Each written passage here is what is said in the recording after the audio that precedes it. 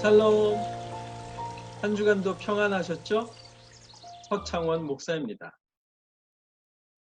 지난주에 하나님이 함께 하신다는 그 사실이 폭풍 속에서도 기대할 이유가 된다는 말씀을 나누었습니다. 그동안 우리는 믿음이 흔들릴 때라는 주제로 시작해서 지난주까지 줄곧 믿음에 관한 말씀을 나누고 있습니다. 오늘도 아브라함의 상황을 통해 믿음으로 의지한다는 것이 무엇인지 함께 나누려고 합니다.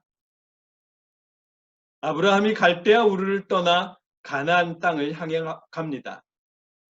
어떤 분들은 아브라함이 부모와 가족 모두를 두고 갈대아 우르를 떠난 것으로 알고 있습니다만 사실은 조금 다릅니다. 오늘 본문을 보면 알 수 있습니다. 창세기 11장 31절에서 12장 5절까지의 말씀입니다. 제가 읽어드리겠습니다.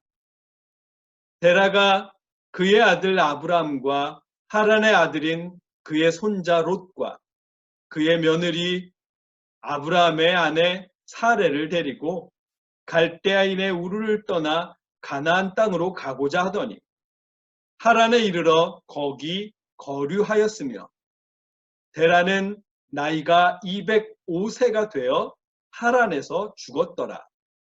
여호와께서 아브라함에게 이르시되 너는 너의 고향과 친척과 아버지의 집을 떠나 내가 내게 보여줄 땅으로 가라. 내가 너로 큰 민족을 이루고 내게 복을 주어 내 이름을 창대하게 하리니 너는 복이 될지라. 너를 축복하는 자에게는 내가 복을 내리고 너를 저주하는 자에게는 내가 저주하리니 땅의 모든 족속이 너로 말미암아 복을 얻을 것이라 하신지라. 이에 아브라함이 여호와의 말씀을 따라갔고 롯도 그와 함께 갔으며 아브라함이 하란을 떠날 때에 75세였더라. 아브라함이 그의 아내 사레와 조카 롯과 하란에서 모은 모든 소유와 얻은 사람들을 이끌고 가나안 땅으로 가려고 떠나서 마침내 가나안 땅에 들어갔더라. 아멘. 말씀을 보니까 아브라함이 갈대아 우르를 떠날 때 아버지 데라를 따라 나섰습니다. 데라가 아브라함과 가족을 이끌고 가나안을 향해 출발한 것이었습니다. 그러다 하란에 머물러 그곳에 살고 있습니다. 하란에서 아브라함의 아버지 데라가 하늘나라로 가십니다. 이제 아브라함의 가족과 롯이 남았습니다. 타향에서 산다는 거 쉽지 않습니다. 가족들이 그리워요. 아버지, 어머니, 일가 친척과 친구들이 다 보고 싶습니다. 이민생활은 더하죠. 돌아갈까 하고 자주 고민합니다. 의지하던 사람이 돌아가신다면 그런 생각은 더 심해질 것입니다. 지금 아브라함이 하란에 살고 있는데 그곳에서 아버지 데라가 돌아가셨습니다. 이제 어떻게 해야 할까요? 그냥 하란에 살지, 고향으로 돌아갈지, 아니면 가나안으로 향할지 어떻게 해야 할지 모르겠습니다. 잠깐 지도를 보시면 하란은 삼각형의 꼭지점 부분에 있습니다. 우리가 보기에 오른편이 고향 우르고요. 왼편이 가나안 땅입니다. 정말이지 갈래길에 서 있습니다. 이쯤에서 어떻게 해야 할까요? 하나님께 물어보고 싶습니다. 그 마음을 아셨는지 하나님이 말씀하십니다. 너는 너의 고향과 친척과 아버지의 집을 떠나 내가 내게 보여줄 땅으로 가라. 하나님께서 아브라함에게 가나안으로 가라고 하십니다. 왜일까요?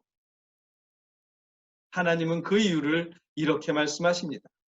내가 너로 큰 민족을 이루고 내게 복을 주어 내 이름을 창대하게 하리니 너는 복이 될지라. 하나님은 타향인 가나안에서 아브라함으로 큰 민족을 이루시겠답니다. 아브라함은 현재 75세이고 아직 자녀가 없는데도 말입니다. 고향인 갈대아 우르에서는 큰 민족을 이룰 수 없는 것일까요?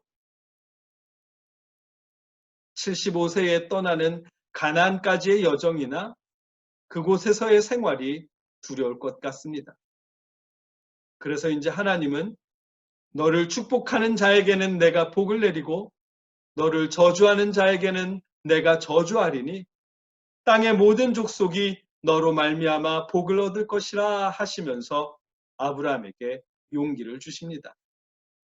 아브라함에게 든든한 보호자가 되시겠다고 약속하십니다. 아브라함은 그 말씀을 믿고 가나안을 향해 떠납니다. 원하던 일이 아닙니다. 지도를 보셨던 것처럼 가깝고 편안한 여정도 아닐 것입니다. 아브라함은 목축업자인데 가나안은 농경 문화이기에 문화조차 다른 곳입니다.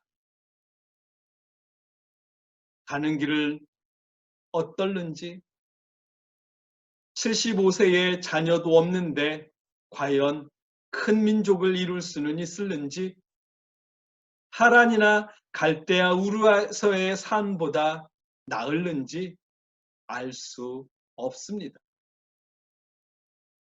75세라는 젊지 않은 나이에 먼 길을 떠날 만큼 확실한 것이 단 하나도 없습니다. 그럼에도 아브라함은 함께 하시는 하나님을 믿음으로 의지하며 가족과 함께 길을 떠납니다. 하나님은 믿음으로 의지하는 아브라함을 마침내는 가나안에 들어가게 하십니다.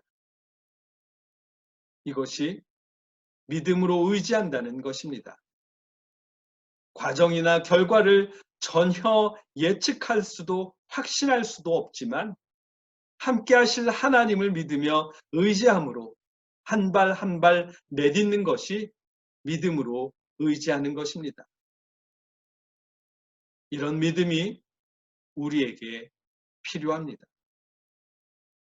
인생이 미지의 연속이잖아요. 확실한 것이 하나도 없습니다. 입시를 위해 준비하지만 결과는 알 수 없습니다. 취업도 마찬가지예요. 사랑하는 사람과의 결혼은요. 그 결과가 예측되시나요? 동화는 행복하게 살았답니다로 결론 내지만 실제는요. 알 수 없습니다. 그렇기에 함께 하시는 하나님을 믿음으로 의지하는 신앙이 우리에게 필요한 것입니다. 예상치 못한 우여곡절을 만나더라도 여전히 함께 하시는 하나님을 믿음으로 의지하며 한 걸음을 내디딜 수 있기 때문입니다. 하나님이 그 여정을 이루실 것이기 때문입니다. 이런 믿음 쉽지 않습니다. 성령님의 도우심이 있어야만 합니다. 그 성령님의 도우심이 여러분에게, 저에게 함께 하시길 축복합니다. 그리하여 결과를, 그 과정을 전혀 알 수 없지만 하나님이 함께 하신다는 사실을 믿음으로 의지하며 힘내실 수 있기를 축복합니다. 한 번, 두 번 넘어질지라도 주저앉아 탄식하는 것이 아니라 우리의 삶을 끝까지 함께 하실, 마침내는 이루실 하나님을 믿음으로 의지하며 다시 일어설 수 있기를 축복합니다. 창조주 하나님이 여러분과 함께 하십니다. 하나님께서 마침내는 이루실 것입니다. 기도하겠습니다. 하나님, 우리가 아버지의 말씀을 나누게 하신 것을 감사드립니다. 우리가 아버지의 함께 하심을 믿게 하시옵소서.